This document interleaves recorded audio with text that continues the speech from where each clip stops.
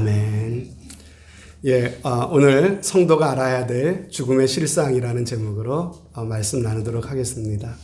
다른 내용으로 준비하다가 아무래도 또 요즘 우리 사랑하는 우리 집사님의 장례식을 치르면서 우리 마음의 죽음이라고 하는 것을 참 깊이 생각해 볼 수 있는 그런 시간이 아닐까 싶어가지고 이 말씀을 여러분들과 함께 나눕니다. 여러분들에게 이미 소개를 해드렸었는데 모리와 함께한 화요일이라고 하는 그러한 유명한 책이 있습니다. 모리 스워츠라고 하는 대학 교수가 있었죠. 그런데 루게릭병이라고 하는 그런 불치병에 걸려서 하루하루 죽어가고 있었습니다. 병원에 입원 중이었는데요. 이때 미치라고 하는 제자 중에 한 사람이 이 교수님을 화요일마다 찾아뵈었습니다. 그리고 인생의 의미와 삶의 소중함에 대해서 대화를 나누죠. 그러면서 인생의 코치를 받게 되었습니다. 이렇게 죽음을 앞두고 계셨던 이 모리 교수님과 나눴던 14번의 짧은 만남, 그 대화를 편집해가지고 책을 내게 됐습니다. 이것이 많은 사람들의 공감을 얻게 되면서 초베스트셀러가 되었다고 하는 것이죠. 이 책 중에 나오는 유명한 말 중에서 이런 내용이 나옵니다. 어떤 내용입니까? 사람들은 모두 다 죽게 된다는 것을 알고는 있지만 자기가 죽는다는 것을 믿는 사람은 하나도 없다네. 만일 자기가 죽는다는 것을 진실로 믿는다면 사람들은 금방 딴 사람이 될 것세 라고 하는 그런 말이 나옵니다. 또 다른 이런 말도 나옵니다. 사람이 어떻게 죽어야 할지를 알면 어떻게 살아야 할지도 알 수 있다네 라고 하는 그런 말인데요. 참으로 우리의 마음을 울리는 그런 말들이 아닐 수가 없습니다. 우리의 죽음, 그 죽음의 진실, 죽음의 실상을 우리가 정말 바로 알게 된다면은 내가 오늘 어떻게 살아야 할지도 우리는 알 수 있다라고 하는 그런 말이죠. 그런데 어찌된 일인지 이 세상은요, 우리가 언젠가 맞닥뜨릴 수밖에 없는 이 죽음에 대한 문제를 애써 잊고 살아가게끔 만들고 있습니다. 될 수만 있으면 죽음을 우리로 하여금 잘 느끼지 못하게 만들고 보여지지 않도록 이 죽음을 꼭꼭 감추고 있는 것 같습니다. 그리고 그 노력은 대부분 성공을 거두고 있는 것처럼 보여집니다. 그래서 대부분 사람들은요, 살면서 이 죽음을 별로 인식하며 살지를 않는다는 거예요. 여러분은 어떻습니까? 저도 주변에 보면은요, 저 자신을 봐도 죽음을 인식하지 못하고 살아갈 때가 너무나도 많이 있다라고 하는 것이죠. 물론 그 배후에는 사단 마귀의 무서운 계략이 있다고 하는 것을 우리는 알아야 합니다. 그리고 우리도 죽음이란 괜히 찜찜하고 또 두렵고 싫은 것이기 때문에 생각하기 싫은 그런 인간의 본성, 그런 마음도 우리에게 있습니다. 이 두 가지가 합쳐져 가지고 죽음이라고 하는 것이 우리에게 누구나 닥칠 수밖에 없는 너무나도 생생한 현실임에도 불구하고 우리는 이상하게 사는 동안에 이 죽음이라고 하는 현실을 까맣게 잊어버리고 살아가게 된다라고 하는 것이죠. 그런 의미에서 우리가 살면서 사랑하는 우리의 가족, 또 사랑하는 우리의 이웃이 세상을 떠나는 일을 겪게 될 때 비록 슬프고 참 아프고 고통스러운 그런 순간이지만은요, 우리의 삶에 참 중요한 교훈을 주는 순간이 될 수 있습니다. 어떤 때는요, 우리의 삶에 있어서 아주 중요한 터닝 포인트가 될 수도 있는 그런 순간이 되는 것이죠. 간혹 사랑하는 친구, 사랑하는 가족의 그 죽음을 통해서 믿음을 잃어버렸던 사람이 믿음을 되찾기도 합니다. 또 삶의 진정한 의미와 보람을 찾기 시작하는 일들도 있을 수 있다라고 하는 것입니다. 이게 우리의 인생이 얼마나 중요한지 모릅니다. 우리는 지난 주간에 사랑하는 우리 정구성 집사님 장례식을 치렀습니다. 고인이 어떻게 살아오셨는지를 볼 수 있는 장례식이었습니다. 그리고 끈끈한 가족의 사랑과 정을 느낄 수 있는 정말 마음이 따뜻해지는 장례식이 아니었나 그런 생각을 해봅니다. 그리고 저에게 있어서는요, 저는 참 이런 생각을 했습니다. 나의 장례식은 어떤 모습이 될까? 장례식이 그 사람이 살아온 모습을 가장 잘 보여주는 것일진데 과연 나의 장례식은 어떤 모습일까?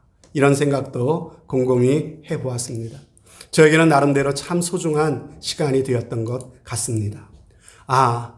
나는 참 남은 삶을 더욱더 잘 믿음으로 살아야 되겠구나. 이런 다짐도 해보고요. 특별히 나의 가족들, 하나님이 나에게 붙여준 나의 가장 가까운 그 식구들, 이 사람들을 또 나의 형제 자매들을 정말 사랑하며 섬기는 삶을 더욱더 살아야 되겠구나. 후회 없는 삶을 살아야 되겠구나. 이런 마음을 가졌습니다. 저는 이것이 우리 정우성 집사님께서 세상을 떠나시면서 사랑하시는 우리 자녀분들에게 또 우리 모두에게 남기시는 마지막 소중한 선물이 아닌가 이런 생각을 해보게 됩니다. 오늘 우리가 데살로니가 전서를 읽었는데요. 하나님께서는 이 말씀을 통해서 이 비슷한 말씀을 우리에게 주고 계신 것을 우리는 발견할 수가 있습니다. 13절 초반에 보면은요. 형제들아 자는 자들에 관하여는 너희가 알지 못함을 우리가 원치 아니하노니 이렇게 말씀하셨어요. 무슨 말씀입니까? 우리가 죽음의 실상에 대해서 모르기를 원치 않는다. 알아야 된다. 이런 말씀을 하고 계시는 거예요. 여러분, 복음의 가장 핵심은 결국 죽음의 문제를 다루는 것 아니겠습니까? 여러분, 우리가 하나님 앞에 은혜 받았다고 하는 게 뭡니까? 내가 예수 믿으니까 마음이 평안해지더라. 하나님께서 또 내가 하는 일에 복을 주시고 내 자녀들에게 복을 주셔서 잘 되더라. 여러분, 이게 우리가 예수 믿는 전부입니까? 여러분, 그런 복도 우리가 물론 받기를 원하지만요. 이게 예수 믿는 전부가 될 수 없다는 거예요. 예수 믿는 우리가 하나님께 정말 감사해야 될 최고의 은혜는 무엇입니까? 우리가 죄와 사망으로부터 구원받는 것, 곧 영생을 얻는 은혜인 줄로 믿습니다. 여러분, 오직 이 세상에서만 복을 받기 위한 마음으로 우리가 단지 마음이 평안해지고자 하는 그런 마음으로만 예수 믿지 마시기를 바랍니다. 저와 여러분들에게 하나님이 주시길 원하시는 진정한 복은요, 바로 죽음의 문제를 해결하는 데 있는 것입니다. 거기에 우리 그리스도인들의 진정한 소망이 있는 것이고 능력이 있는 줄로 믿습니다. 먼저 오늘 바울은요, 죽음의 문제를 바로 직시하라고 말씀하시면서 이는 너희로 소망 없는 사람처럼 되지 않기 위함이다. 이렇게 말씀하고 있죠. 여러분, 죽음의 문제를 알아야 소망이 없는 사람처럼 되지 않는다는 말씀이에요. 여러분, 그렇지만 이 말을 오해하지 마시기 바랍니다. 어떤 분은 가족의 죽음으로 슬퍼하는 사람에게 이렇게 말하는 분들이 계세요. 아니, 믿잖아. 하나님 믿잖아. 천국에서 다시 만날 텐데 왜 슬퍼하냐. 울지 마. 이렇게 얘기하시는 분들 계세요. 여러분, 그런데 인간의 마음이 그런 게 아니죠. 사랑하는 사람이 죽음을 맞을 때 참 아프고 슬픈 겁니다. 요한복음 11장에 보면은 예수님께서 나사로가 죽으셨다는 그 말씀을 듣고 그 집을 찾아가십니다. 참 이 세상에 살면서 가장 친하게 지냈던 친구 같은 그런 사람이 나사로입니다. 누이들이 울고 있는 것을 보셨습니다. 그들에게 울지 말라고 예수님께서 말씀하지 않으셨다는 거예요. 오히려 주님은 그들이 슬퍼서 우는 모습을 보시면서 같이 마음 아파하셨습니다. 그리고 예수님께서도 함께 눈물을 흘리셨다고 성경은 말씀하고 있다는 거죠. 얼마간 헤어지는 이별이라도 아프고 슬픈 것인데 이제 언제 만날지 모르는 기약 없는 이별, 이것이 바로 죽음 아니겠습니까? 그리고 살아생전 더 사랑하지 못하고 더 잘해드리지 못한 것에 대한 아쉬움이 짙게 남지 않습니까? 다시는 이 세상에서 만날 수 없다는 그 이별의 슬픔 때문에 아파하는 거 아니겠습니까? 그래서 사랑하는 가족이나 사랑하는 이웃이 죽을 때 아픔과 눈물은요, 너무나도 자연스러운 것이다라고 하는 것입니다. 그러나 여러분, 중요한 것은요, 우리 예수님을 믿는 그리스도인들에게 있어서 이 사랑하는 사람을 먼저 보내는 이 슬픔은요, 불신자들, 믿지 않는 자들의 그 슬픔과는 다르다는 것이에요. 다시 만날 약속이 있고 소망 있는 슬픔입니다. 성령의 위로가 감싸주시는 그런 슬픔이라고 하는 것이에요. 여러분, 저도 제가 가장 존경하고 사랑하는 제 어머니를 먼저 보냈다고 말씀드리지 않았습니까? 정말 저희 어머니 오래 사실 줄 알고 제 나름대로 정말 받은 사랑을 이렇게 보답해야 되겠다고 계획을 세웠었는데 정말로 너무나도 급작스럽게 그렇게 돌아가실 줄 몰랐습니다. 소식을 들었을 때 참 너무나도 황망스럽고 너무나도 힘들었지만은 그러나 제 안에 이 주님을 믿는 그 소망, 하나님의 위로가 있었기 때문에 큰 슬픔을 이길 수가 있더라는 것이에요. 여러분, 그러면 이 차이는 어디서 오는 걸까요? 한마디로 죽음의 실상에 대한 성경의 가르침을 알기 때문에, 그 가르침을 믿기 때문에 바로 이러한 소망이 있을 수 있다는 것이죠. 자, 그러면 오늘 말씀을 살펴볼까요? 13절 말씀을 보면요, 자는 자들에 관하여는 이라고 말하고 있어요. 자는 자들에 관해 말하고 있는 거예요. 여러분, 여기서 자는 자들이 뭘까요? 그리고 14절 말씀에도 보면은요, 14절에도 보면 예수 안에서 자는 자들도 라고 말씀하세요. 15절에 또 나와요. 우리 살아남아 있는 자도 자는 자보다 앞서지 못하리라. 또 자는 자라는 말이 나오죠. 계속해서 자는 자들에 대해서 언급하고 있는데 누구를 말씀하고 있는 걸까요? 여기서 바로 죽은 사람들을 사도 바울 선생님은요, 이 하나님의 말씀은 자는 자들이라고 말씀하고 있다는 것이에요. 그렇다면 성경은 왜 이렇게 죽은 사람들을 자는 자들이라고 이렇게 말씀하고 있는 걸까요? 여러분, 그것은 죽음이 끝이 아니라는 점을 강조하기 위해서입니다. 저는 사람이 다시 깨는 것처럼요, 잠자는 사람이 다시 시간이 되면 깨어나는 것처럼 죽음 이후에 다시 살아나는 새로운 세계가 있다는 것을 말씀하고 계시다고 하는 것이죠. 하지만 세상에 많은 사람들은 이 사실을 알지 못합니다. 믿지 못합니다. 그래서 뭐라고 말합니까? 죽으면 끝이지 뭐가 있냐, 이렇게 말합니다. 몸이 죽으면 두뇌도 활동을 멈추게 되니까, 두뇌가 활동을 멈추니까 그 후부터는 느낄 수도 없고 아무런 생각도 할 수 없는 그런 거 아니냐, 그게 죽음 아니냐. 그러니까 죽음 뒤에는 아무것도 없다는 겁니다. 영혼도 없고 내세도 없다라고 얘기하는 것이 보통 세상 사람들이 하는 얘기입니다. 그래서 이런 사람들에게는 죽음이란 뭡니까? 육체가 기능을 멈추는 것, 그래서 육체가 썩어 흙으로 돌아가고 사라져버리고 마는 것, 이게 바로 죽음이라고 생각한다는 거예요. 그러나 여러분, 과연 그렇습니까? 죽음으로 모든 것이 끝나버리는 것입니까? 우리 인생의 주인 되시는 하나님께서는요, 성경을 통해서 우리에게 있어서 일어나게 되는 죽음이라고 하는 것이 무엇인지에 대해서 다르게 말씀하시고 계시다는 것을 우리는 분명히 들어야 된다는 것이에요. 특별히 전도서 12장 7절 말씀에 보면 이렇게 말씀하고 있어요. 몸은 여전히 땅으로 돌아가고, 그리고 영은 그것을 주신 하나님께로 돌아가기 전에 기억하라, 이렇게 말씀하고 계신데, 여기서 죽음을 뭐라고 정의하고 있습니까? 다시 보십시오. 육체를 흙이라고 일컫고 있어요. 육체, 흙은 어디로 돌아간다고요? 땅으로 돌아가고, 그리고 영이 있대요. 영이 어디로 돌아간다고요? 그것을, 영을 주신 하나님께로 돌아가는 그때가 오기 전에 기억하라, 이런 말이에요.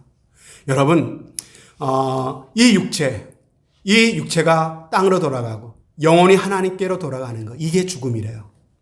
그래서 우리말에도 이런 말 있지 않습니까? 돌아가셨습니다 라고 말하잖아요.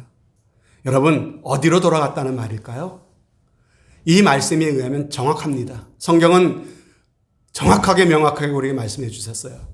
우리의 영혼은 우리의 영혼을 주신 하나님께로부터 왔으니까 하나님께로 돌아가는 것이고, 우리의 육체는 이 흙에서부터 왔으니까요, 흙으로, 땅으로 돌아가는 것입니다.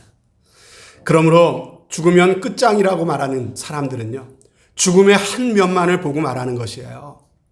육체가 죽음을 통해서 땅으로, 자연으로 돌아가는 측면만 말하는 것이죠. 영혼이 있다는 것. 그래서 그 영혼을 주신 하나님께로 돌아간다는 측면은 그들은 알지 못하고 있는 것입니다. 그렇습니다. 죽음은 그냥 육체가 기능을 멈추고 소멸되어 없어져 가는 과정이 아닙니다. 죽음으로 모든 것이 끝나버리는 것도 아니라는 것입니다. 그래서 성경은 죽음은 잠자는 것이고 참으로 다시 깨어날 때가 있다고 말씀하고 계시는 것이에요. 여러분, 잠자는 사람은요, 그대로 잠들어 버리고 없어진다고 생각하고 잠자리에 드는 사람은 없습니다. 다시 깨어날 것을 전제하고 잠자리에 드는 것이죠. 마찬가지로 주 안에서 죽는 사람들도요, 장차 다시 부활해서 저 영원한 세계에 새로운 삶을 살게 될 날이 올 것을 기대하며 소망하며 죽게 되는 것이에요. 사랑하는 여러분, 죽음이 끝이 아니라고 한다면요, 이 한 가지 사실만 우리가 정말 확실하게 내 마음 가운데 믿고 받아들일 수 있다면요, 우리는 어떠한 결론에 도달할 수 있습니까? 사람은 어떤 경우에도 자살해서는 안 된다는 거예요. 왜 자살합니까? 참 너무 힘들고 골치 아픈데 죽어버리면 모든 게 끝나버리지 않을까. 여러분, 이건 속는 거예요. 자살해서는 안 됩니다. 여러분, 죽음이 끝이 아니라면 또 어차피 내일 죽을 테니 오늘 먹고 마시고 즐기자고 쾌락지향적인 삶을 살아서도 안 되겠지요. 또 수단 방법 가리지 않고 성공을 쫓는 삶을 사는 것도요, 올바르지 않은 겁니다. 우리는 죽음이 끝이 아니라면 이 땅에서의 삶을 어떻게 해서든지 잘 살아내야 하는 것이에요. 정말 하나님 앞에 의미 있고 보람 있는 삶을 살아내야만 하는 것입니다. 여러분, 또 우리의 삶을 잘 마감해야만 하는 것이죠. 왜요? 우리를 이 땅에 보내시고 이 땅에서의 나그네의 삶, 그 삶을 보시며 그 삶을 통해서 영원한 세계, 죽음 이후에 또 다른 세계를 준비해 주시는 하나님을 믿는다면 우리는 바로 그렇게 살아야 된다고 하는 것이죠. 데살로니가전서 4장 13절 뒷부분에 보면은 이는 소망 없는 다른 이와 같이 슬퍼하지 않게 함이라, 이렇게 말씀하고 계세요. 무슨 말입니까? 우리가 죽음에 대해 바로 알지 못하면요, 소망 없는 사람처럼 된다는 거예요. 아픔과 슬픔을 극복할 수 없는, 사랑하는 이의 죽음은요, 참으로 극복할 수 없는 슬픔이 되고 만다는 것입니다. 여러분, 죽음이 끝이라고 생각한다면 정말 그렇지 않을까요? 아무리 좋은 이유를 갖다 붙인다 해도요, 여러분, 죽음으로 다 끝나버린다면요, 어떻게 그 마음의 슬픔을 극복할 수 있겠습니까? 그런 인생은 모든 것이 아무리 세상에 잘 살았다 해도요, 모든 것이 결국 험으로 끝나버릴 수밖에 없지 않겠습니까? 오늘 본문에 보면은 우리가 죽음 앞에서 소망을 가질 수 있는 이유에 대해서 계속해서 말씀하고 계십니다. 14절 말씀에 보면은요, 우리가 예수께서 죽으셨다가 다시 살아나심을 믿을진대 이와 같이 예수 안에서 자는 자들도 하나님이 그와 함께 데리고 오시리라, 이렇게 말씀하고 계세요. 이 말씀이 언뜻 이해가 안 되시는 분들도 계시리라 생각합니다. 여러분, 이게 무슨 말입니까? 사람이 죽으면 육신은 흙으로 돌아가지만 사람의 영혼은 주님께로 돌아가서 주님과 함께 있는다고 말씀드렸죠. 그리고 주님과 함께 있던 그 죽은 사람의 영혼, 그 영혼이 장차 주님이 이 땅에 다시 오시는 재림의 날이 있는데, 그때 주님이 이 땅에 오실 때 그 영혼들을 데리고 이 땅에 오신다라고 하는 그런 말씀이라는 거예요. 그때 무슨 일이 일어난다고 말씀하십니까? 계속해서 16절에 보면은요, 그때 이런 일이 일어난답니다. 주께서 호령과 천사장의 소리와 하나님의 나팔로 친히 하늘로 쫓아 강림하시리니 그리스도 안에서 죽은 자들이 먼저 일어난답니다. 여러분, 이게 무슨 말일까요?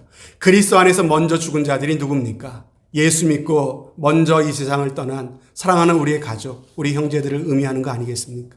그들이 무덤에서 먼저 예수님이 오시는 그날 먼저 일어나게 된다는 말씀이죠. 예수님이 마치 죽음에서 부활하신 것처럼, 부활의 첫 열매라고 그랬죠. 첫 열매가 맺혀진 것처럼, 마치 참으로 그 예수님의 부활처럼 예수 믿고 먼저 돌아가신 우리 사랑하는 가족, 우리 형제도 그 몸에 신비한 변화가 일어나서 죽음에서 일어나게 된다고 말씀하고 있는 것이에요. 이때 온 세상에 울려 퍼지는 세 가지의 소리가 나와 있습니다. 첫 번째는 주의 호령, 그리고 천사장의 소리, 하나님의 나팔 소리가 난다고 말씀하고 계세요. 먼저 주의 호령은 무엇입니까? 쉬운 말로 주님이 명령하시는 거예요. 이 땅에 재림하시는 주님의 명령 소리입니다. 예수님께서 그 사건을 미리 본보기로 보여주신 사건이 있죠.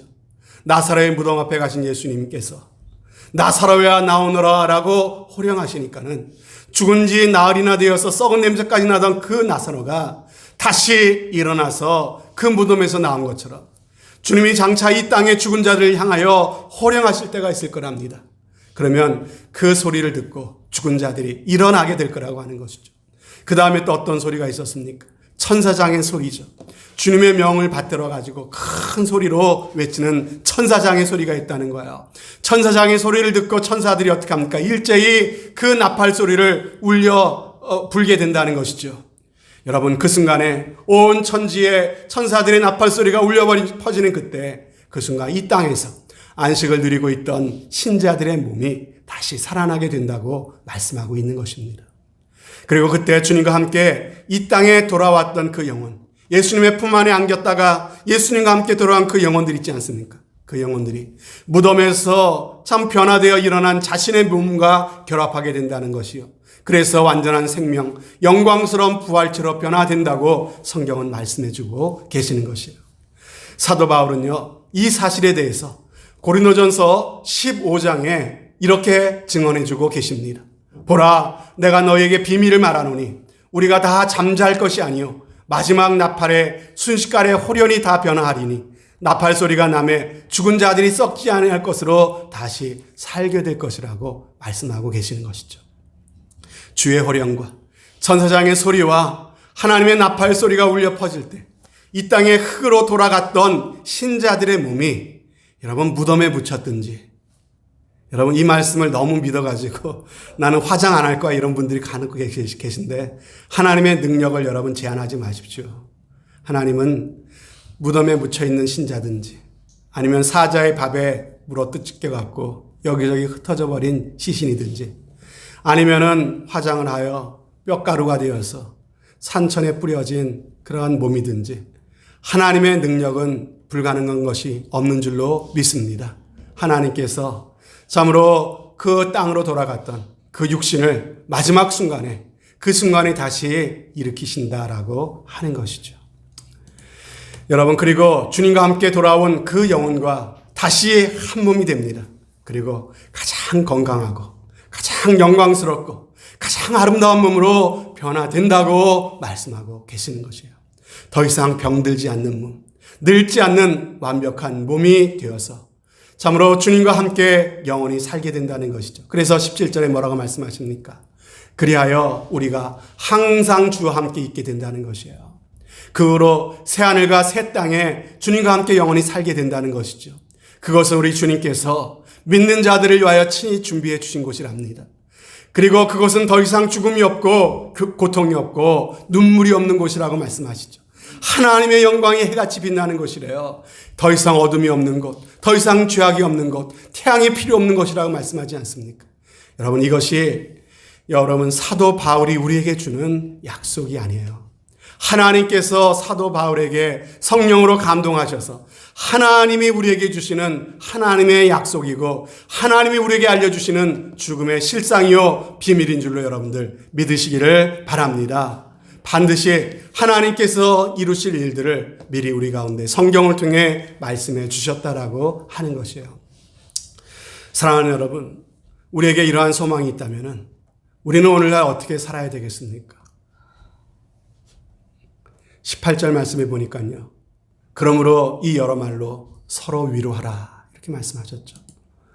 우리 중에 사랑하는 사람을 잃어버리고 참 낙심하고 아파하고 슬퍼하는 사람이 있다면은 하나님의 그 마음을 가지고 그 사랑을 가지고 격려하고 위로하라고 말씀하고 계시는 것입니다. 우리에게 얼마든지 슬픔을 이길 수 있는 하나님의 소망이 있잖아요. 그 소망으로 서로를 위로하라는 것입니다. 그리고 우리 모든 신자들, 우리들 역시 누구나 다 위로가 필요한 사람들입니다. 이 세상에 살면서 우리에게 얼마나 많은 문제가 있습니까?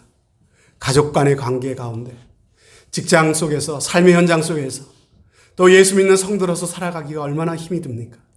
특별히 여러분 말씀대로 살려고 할 때 얼마나 많은 어려움이 있고 손해를 보고 아픔이 있습니까? 여러분, 우리가 코로나 시국에 물론 우리가 모이지 않아도 되죠. 그냥 각자 처소에서 인터넷으로 예배 드려도 됩니다. 근데 왜 굳이 우리가 모여서 예배를 드립니까? 여러분, 위로는 하나님을 예배하는 것이지만 우리가 각자 처소에서 예배할 수도 있잖아요. 하지만 우리가 모여서 할 수 있는 것, 형제 자매된 우리가 서로를 위로하기 위해서, 서로를 격려하기 위해서 우리가 모이는 것 아니겠습니까? 여러분, 제가 여러분들에게 말씀드렸습니다. 구약의 제사가 오늘날 예배의 정신을 말해준다고요. 구약의 예배를 드릴 때 번제를 하나님께 드립니다. 속죄제를 하나님께 드립니다. 번제나 속죄제, 속건제 다 하나님께 드리는 제사죠. 하지만 번제나 그 속죄제는요, 그 번제만 드리고 속죄제만 드리는 게 아니에요. 그 번제를 드리고 속죄제를 하나님께 드렸으면 반드시 어떤 제사를 연이어 드리도록 하셨습니까? 화목제를 드리라 그랬어요. 화목제는 무엇입니까? 번제는 하나님께 드렸다면요. 화목제는 무엇입니까? 그 화목제물을 가지고 사랑하는 이웃들과 함께 그 음식을 나누며 서로 교제하는 그 제사가 바로 화목제라고 말씀을 드렸어요. 여러분, 우리가 우리 집에서 각자 처소에서 하나님을 예배할 수 있어요. 개인적으로 하나님을 예배할 수 있어요. 그게 예배의 전부가 아니라는 것이에요. 하나님께 예배를 드렸다면 하나님께 받은 위로와 사랑을 가지고 어떻게 하라는 것입니까? 사랑이 필요하고 위로가 필요한 서로를 바라보면서 서로 위로하고 서로 격려하라는 것입니다. 이것이 바로 화목제의 정신이고요. 이로써 예배가 온전해진다고 말씀하고 계시는 것이죠. 여러분, 우리가 교회로 모이는 것이요. 바로 이렇게 서로를 위로하고 격려하라고 하나님께서 우리를 모아주시는 것입니다. 이것이 그리스도의 몸을 세우는 그런 사역인 줄로 믿습니다. 여러분, 예수님은 분명히 이 땅에 다시 오시겠다고 약속하셨습니다. 예수님이 이 땅에 육신을 입고 오시겠다고 하는 약속도 성경에 많이 있지만 그보다도 압도적으로 많이 예수님이 이 땅에 재림의 주님으로 심판의 주님으로 이 땅에 다시 오신다는 약속에 성경에 더 많이 나와 있습니다. 예수님이 오실 그때 이 땅은 참 마지막 종말의 때가 될 거랍니다. 여러분, 그런데 우리가 기억해야 될 것은요. 예수님이 이 땅에 오시는 우주적인 종말이 있지만은 우리 각자 개인들에게 개인적인 종말이 있다는 것 기억해야 된다는 것이죠. 우리 개인적인 종말이 무엇입니까? 바로 죽음이라고 하는 것이죠. 그러면 여러분, 우리의 종말은 언제일까요?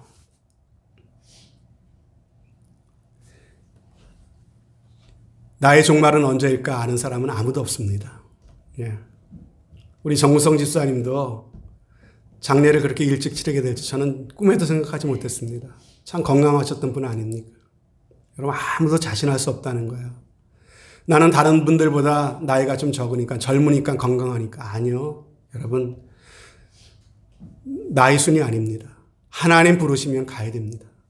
그러므로 하나님께서 나를 부르시는 이 땅에서의 마지막 때가 언제일지 알 수 있는 사람은요, 우리 중에 아무도 없다라고 하는 것이죠. 여러분, 확실한 사실은 죽는 것은 나이 순이 아닐진데, 여러분, 그러므로 우리는 우리의 종말을 기억하면서 내가 참으로 언제 어떻게 하나님이 부르시더라도 그 때를 정말 준비하는 그런 삶을 살아갈 수 있기를 바랍니다. 여러분, 아침에 눈을 뜰 때마다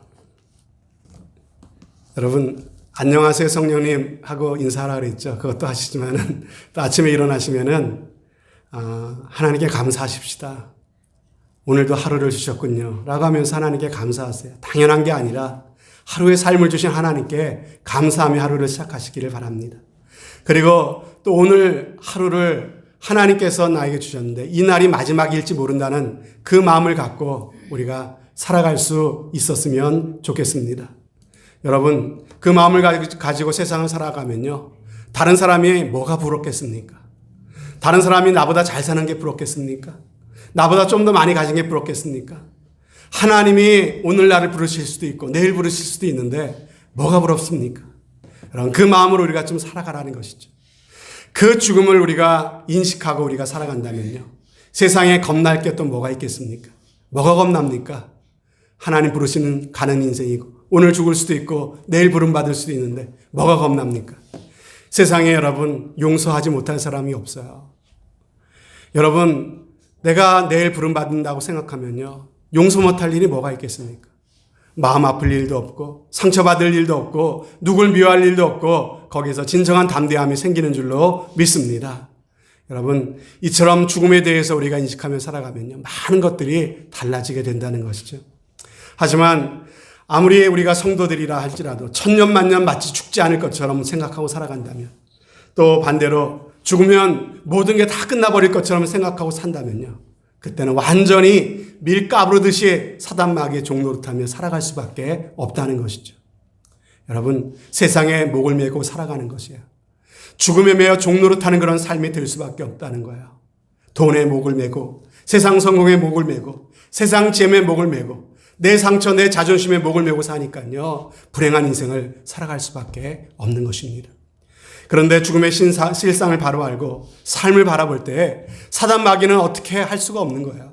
그 인생은 진정 강한 인생이 되고 그 마음은 좁은 마음이 아니라 너그러운 마음이 되고요.